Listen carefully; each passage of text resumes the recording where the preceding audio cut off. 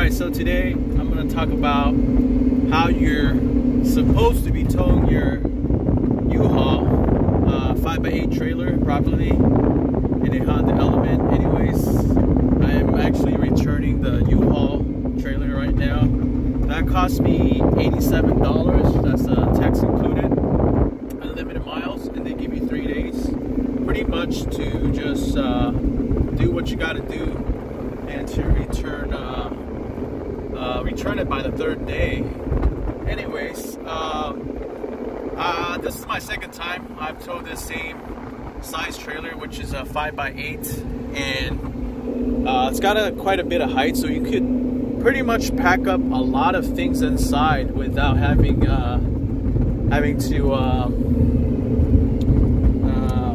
go 2 trips. So let me put this on pause for a second.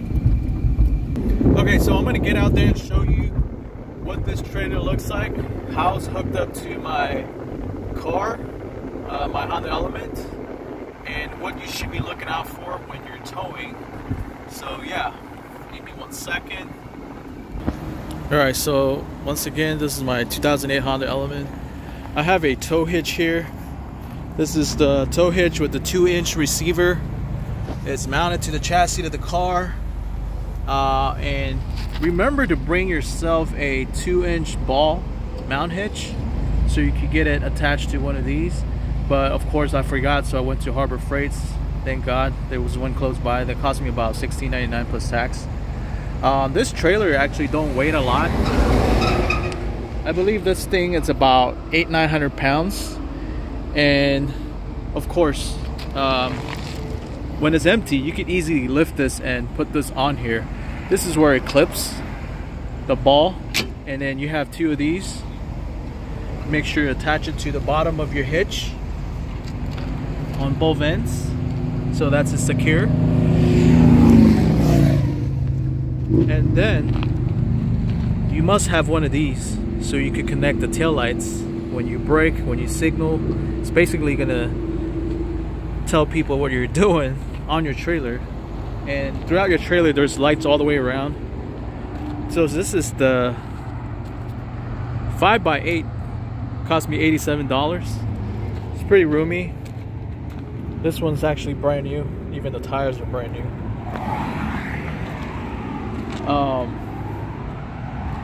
So the recommendations from Uhaul is load heavier in the front, reduce your speed, wear your seatbelt.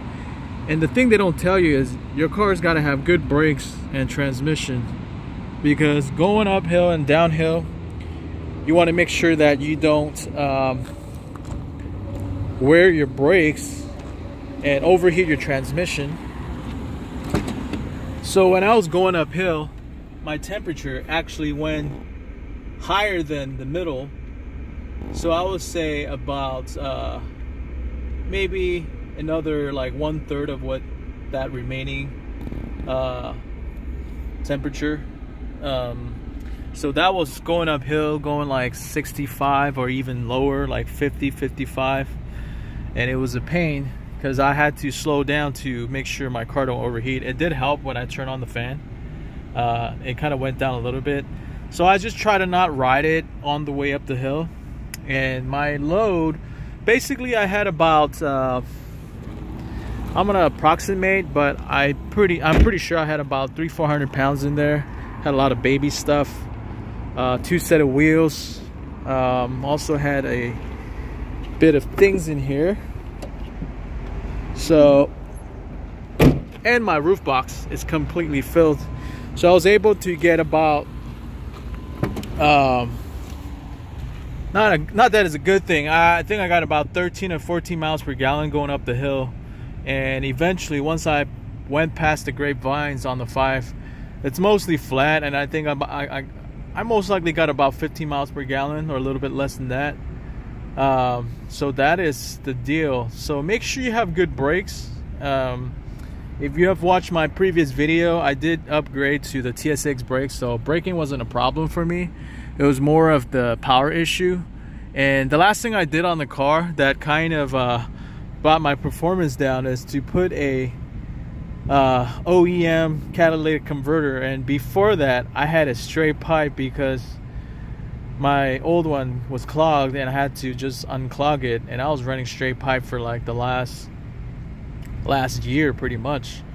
And yeah, that I felt that difference on the torque and even the high end, which I don't recommend anyways. You shouldn't be running around with a straight cat, but I had to do it until I was able to get a hold of a OEM cat, and I did just pass Mog 2 with that cat that I got from my buddy Jay, who is no longer in the US.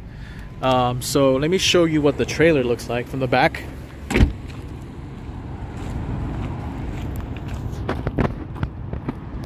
So you have to unhook this part here, this part, drop the trailer. It's pretty useful. It's got some bungee cords here. So they recommend putting up to 60% of the weight here and 40 in the back.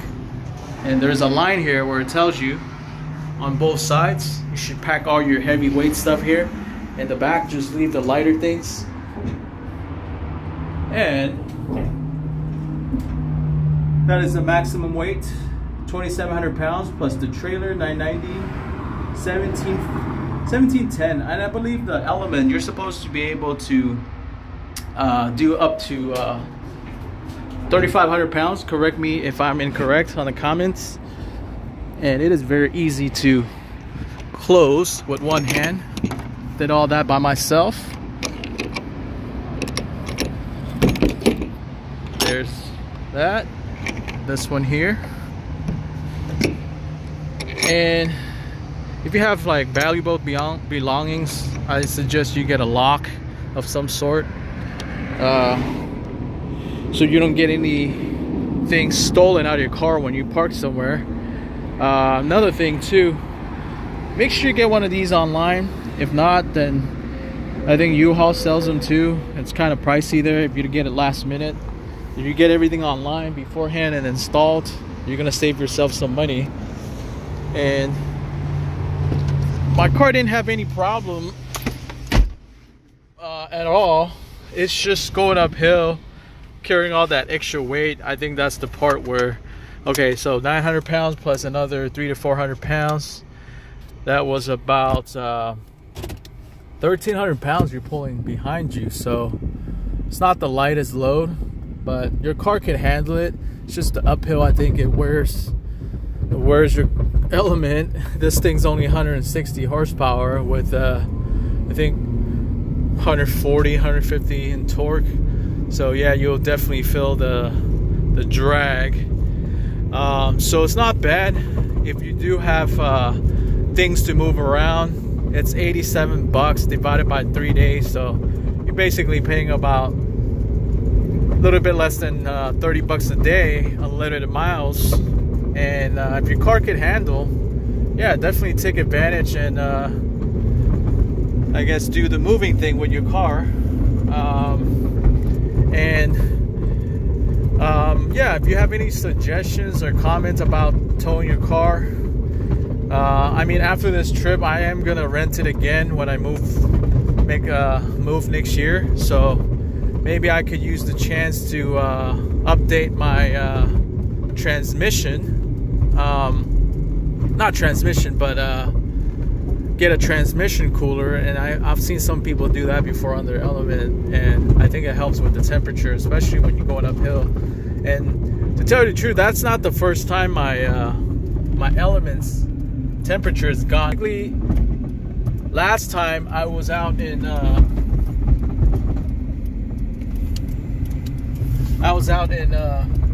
the desert, just doing some it was just like me and my family and some stuff in the back, going up the mountains, just like on an incline. My transmission, I think the transmission causes the motor to heat up because I think they run the same fluid. And yeah, the just the engine load in general. So yeah, I think the transmission fluid and the motor both are stressing a bit more than it should. So yeah, yeah, so anyways, this is a short 10-minute video. Hopefully it helps you deciding on whether you want to tow a trailer or not. I did forget to mention the smaller trailer. It's 4x6 or 4x7, something like that, and it's only like, I don't know if that's, but yeah, I think for me, I wanted to get just the full load in here without worrying about not fitting and spending too much time trying to stack things up. That's it. Thanks for watching the video. Hopefully I'll get more videos out, and if you haven't, please subscribe to the video, like the video, and comment your thought about towing, and if you have any bad experience. So like what I'm doing, I'm carrying no load and it's going really smooth. So, but as soon as you do a little wiggle and it's windy, you will see that trailer swerve right and left like crazy. But yeah, thanks for watching. All right, until the next one.